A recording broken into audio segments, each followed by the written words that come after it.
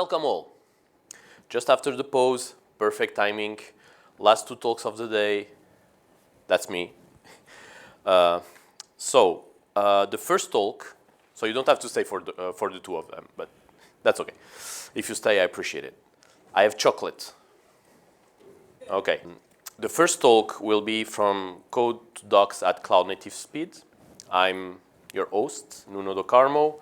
I work for SUSE as we don't care about that, we care about that. So I work for SUSE as a product marketing manager.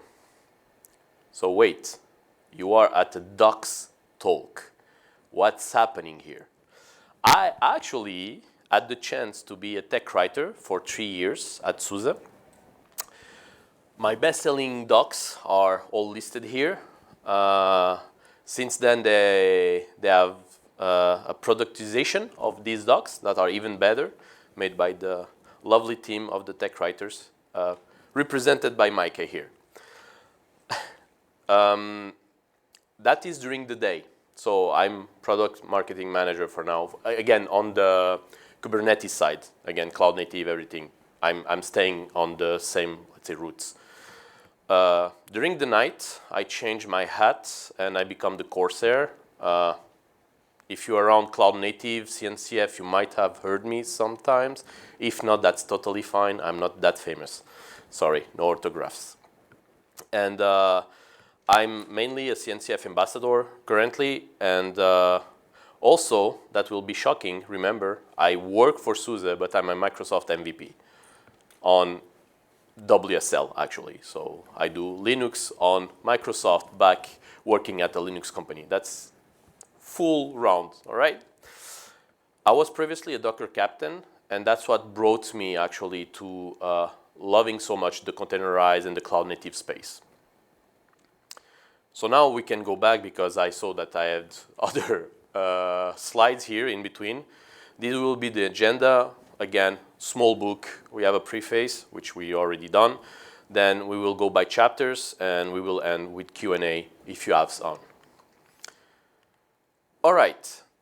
Before I start, we, the Conquista writers, have actually a documentation site that you should all have in your favorites by now if you work with SUSE, being Linux, AI, Cloud Native, name it, Edge, okay? Which is docs, actually docs.suse.com works, and it's a redirection to documentation.suse.com. These here are our product documentation. It's not the open source project documentation. These ones live in their own in docs.projectname.io.com, whatever, okay?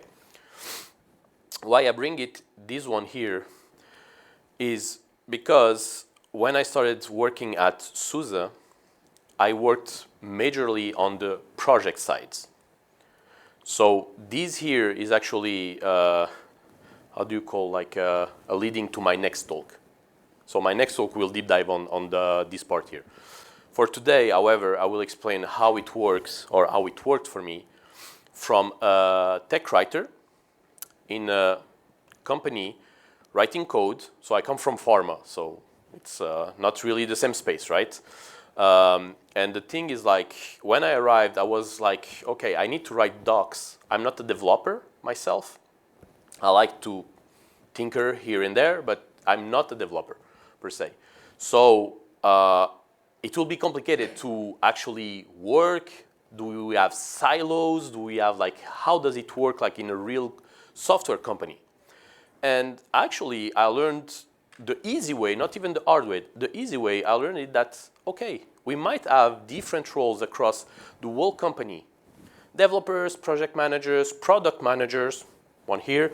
I will name drop a lot, so sorry. Quality managers, and then the tech writers. And we actually fit all together. You already heard about agile teams.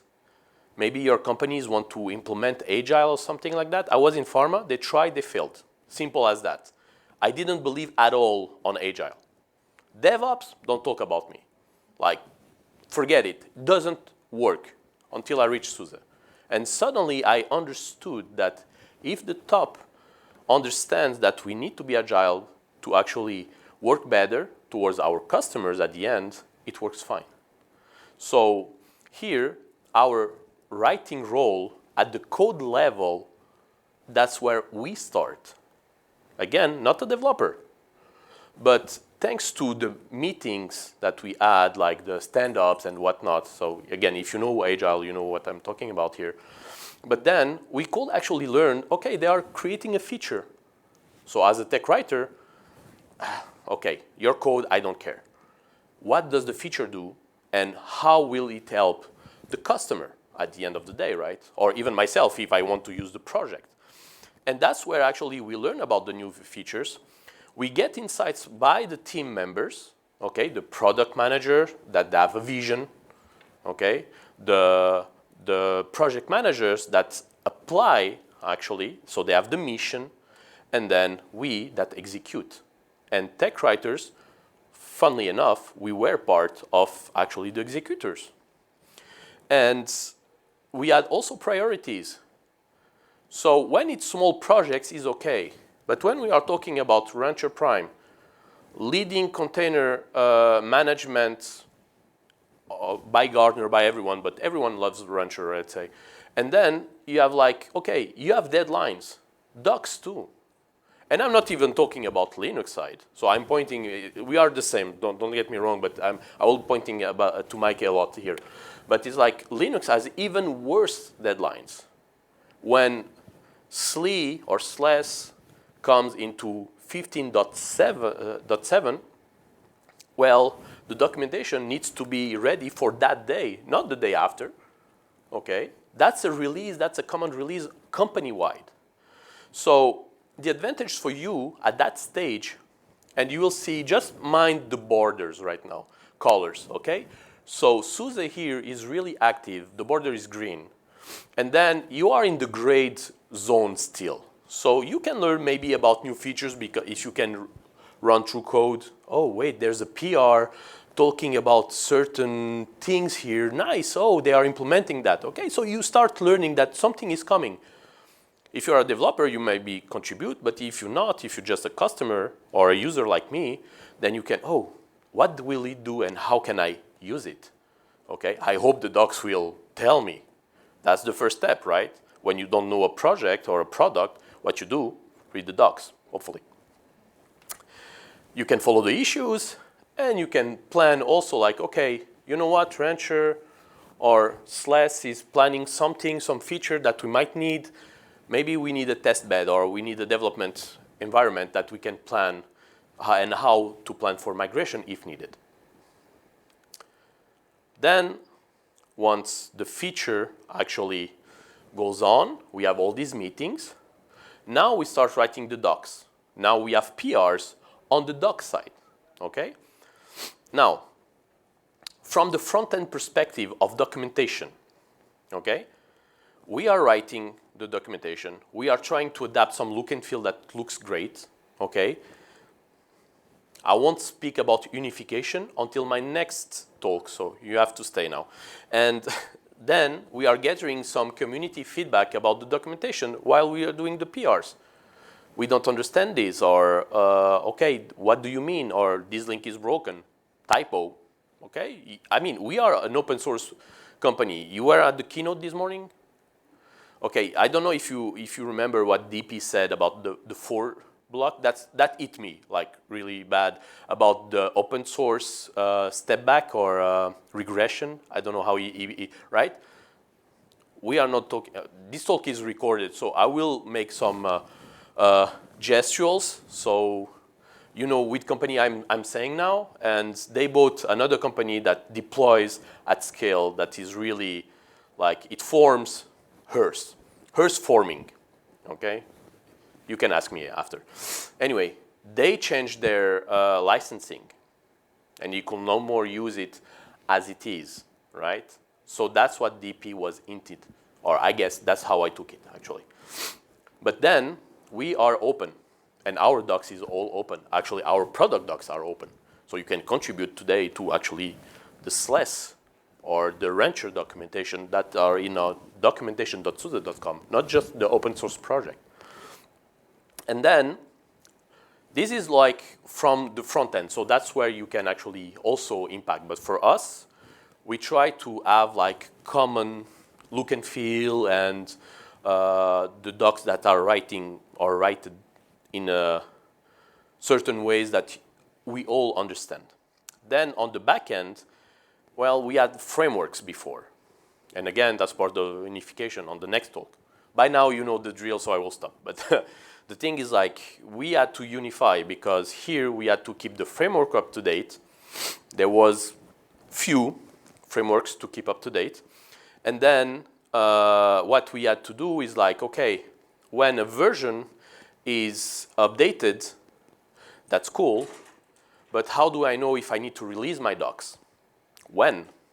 So for smaller projects, what we did, and gladly we are a software company, is that we rely on other open source projects, and we could automate actually. So every time that we wrote documentation, we wrote it in like preview or next, we call it. And whenever the version was actually deployed, like the software version, it will trigger a PR to merge the docs and actually implement the documentation that was in preview to production. Quite nice, right? Why we do that? Because we are limited. Like documentation teams are not that big. At least ECM was not. And even the Linux side is not that big for all the work they have to do. So we need automation, okay? And then it will standardize the reading experience. That's really important. Now you can see that your box, community, so community is community really and customers along. So I don't split them. You are part of our community. Paying or not, you are part of what makes SUSE the success we are today. So the orange box here is that the community, well, you get up-to-date content at the time of the deployment of the new version of the software. So you have your docs that are going alongside with what we have deployed as a software. Then you can also, like I said, so I'm repeating myself, but you can provide feedback.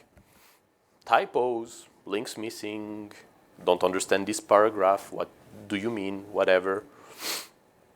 And finally, you going project by project, because potentially, especially now in the, again, back to the containerized side of SUSE, but Rancher Prime is an ecosystem.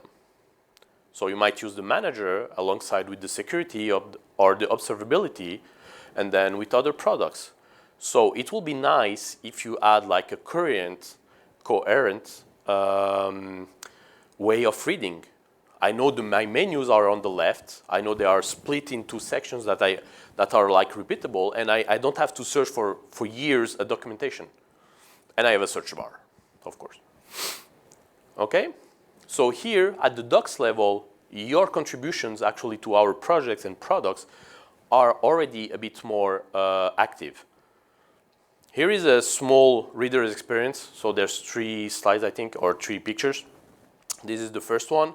It's the Rancher Prime itself.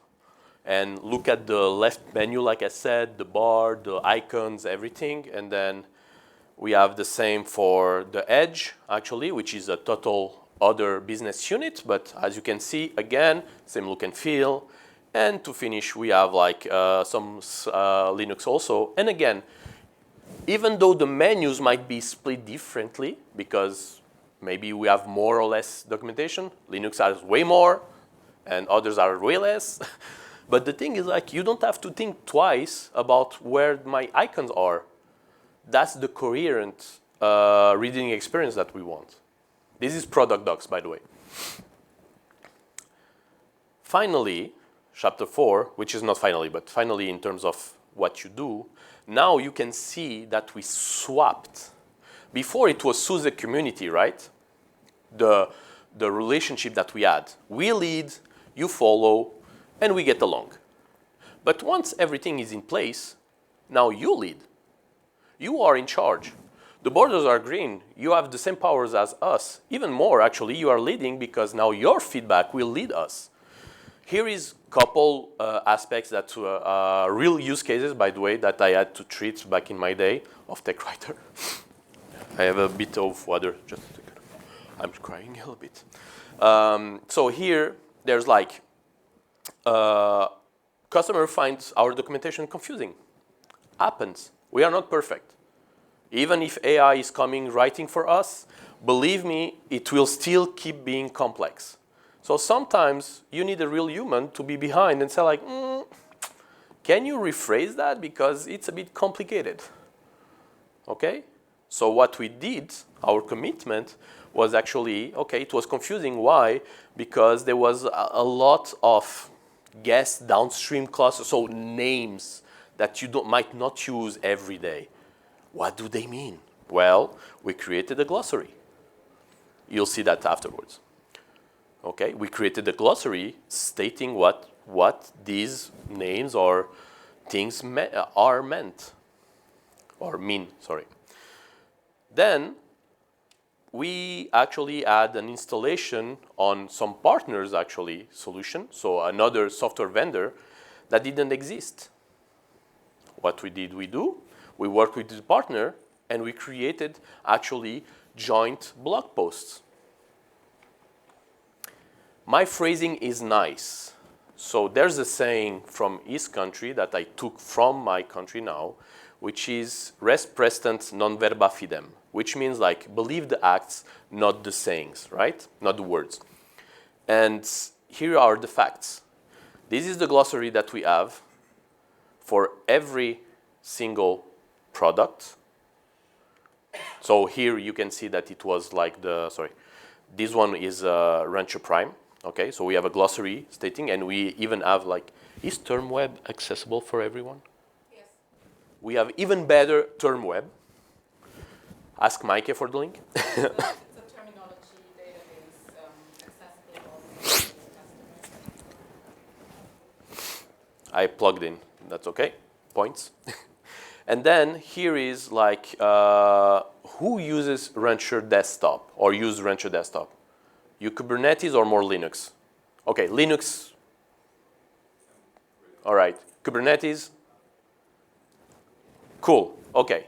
So there's something, a small revolution acting like containers v2 kind of, it's called WebAssembly. And then this WebAssembly is, let's say, led or by some company that is called Fermion. Okay. There's a lot of others, but like Fermion is one of that's really active in the space. And they created a framework called Spin. And what we did is like we integrated Spin in Rancher Desktop. Okay, Rancher Desktop is a project, let's say, but is considered by many of our customers as a very good product. Okay? And then the thing is like we wrote it, and like I said, they also implemented it their way. So we had the cross blog. So remember my words were that you, community, asked us. We provided. We listen. And listening in 2025 apparently is a high skill. So I'm glad that I'm in a company that has it. So now, when you share the feedback, okay, when it's on container side, product or project, and she's here to correct me, anything that I will say wrong, and I will owe her chocolate, so please say yes. So when you open an issue, you open an issue in the GitHub repo for products or for the projects, okay? It's too bad we are just one day too early because I could talk about his project and product incoming. So tomorrow, stay tuned, keynote 9 a.m. Plug. 8:30, sorry.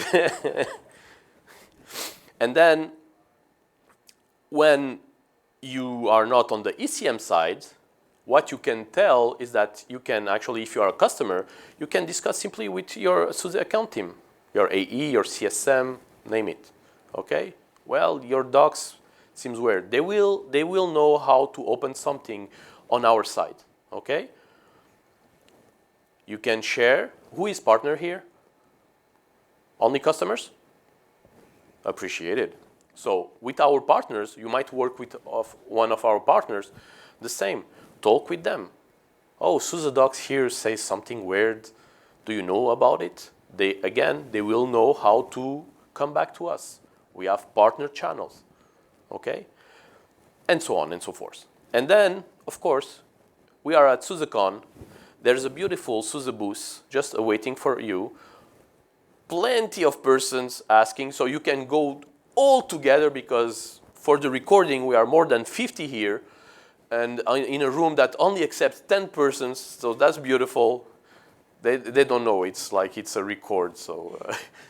And the thing is like, go by the booth, talk to the team, and you will see that docs sometimes might be more complex and more useful than just like a page that is updated or not. In that case, you are not lost in translation, don't get me wrong, but people that will listen to my record a long time ago, or hopefully, they didn't hear Maike potentially. So I will repeat what she said. Scan the link.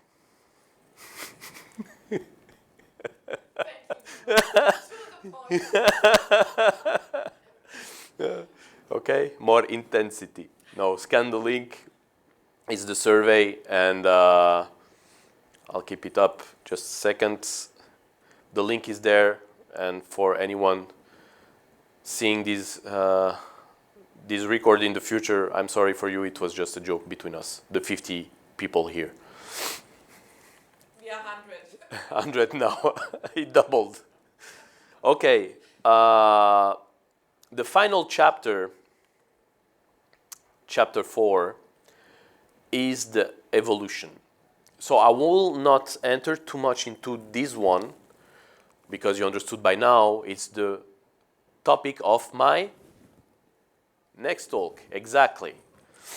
So that's the evolution, what happened since then when we were ECM on one side, so ECM, Enterprise Container Management, Rancher side, with SUSE Linux, let's say, other side, and Edge on the other side, and AI coming along also, and stuff like that. So we were different teams, and we kind of get all together. Kumbaya, my friends. And documentationsuse.com is the place to go. SUSE Collective, SUSE.com, because it's written here and I didn't update my slides, might not exist anymore, I think, or it evolved to something else now, to the partner program, which I recommend you. They have also a stand, and now I'm being serious for a second. They have a stand or a kiosk for the SUSE Customers Reference Program. What does it mean is that we, SUSE, need your feedbacks, okay? What do you gain?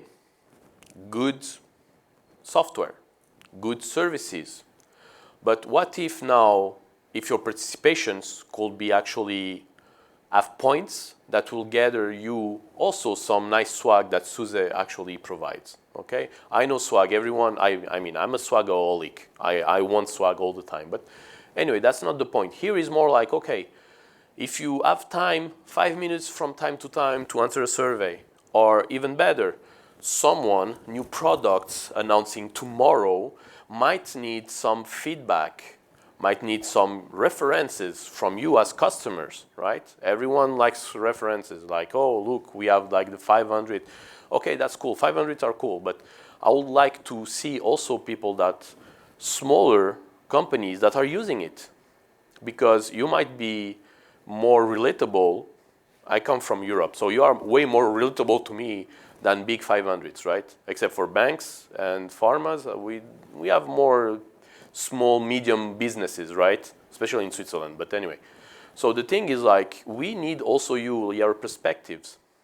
So while doing that, you might connect with other customers, for example, or with product managers. You cannot go higher than a product manager in terms of product. So imagine the power that you can have. And at the same time, you can actually have some points that will lead you to something else. Okay? So visit the booth, tell them Nuno sent me, and they will be friendly with you. Then community docs. So by community docs, I mean the project docs. So ECM, when you see SUSE virtualization, we speak harvester. When you see observability, we see stack states, and so on and so forth, right? So that's the community docs. We are not moving away from our roots. We are open source first, always have been, potentially always will be. That will be nice. But our docs feel the same and are the same. Finally, because I'm sure you missed that, you still have a SUSE documentation booth, or kiosk it's called this year. So please visit them. These were the sessions, because it's the last day. So there's only one talk that will be mine. Tomorrow, okay, Maike, thank you. She's here to keep the record straight. So tomorrow we will have 2 more talks about documentation. You know which where they are? The good, the bad, the ugly, project, community docs, Yeah, the two. Okay, so I will just repeat them for the. Picking is also very interesting because you learn more about things like why the heck does documentation need analytics, or why search engine optimization and all these things. So it's interesting. Nice. Okay, so just for the record, the 2 last on the slide will be tomorrow, and today we still have just one more, which is just after this one, in about 30 minutes, which will be the migration from silos to standardization, which is like the follow-up of this talk, actually. So when we, even if you are not here, the 50 of you, if you are not here, just feel free to see the record afterwards. It's a new talk. This one I already gave it in another event, but the next one is a new talk because it's as fresh as December. That's when it happened, actually. So you cannot get a talk that is more on time. Okay, so please get out, take some fresh air or water at least, and come back. Exactly. Thank you very much.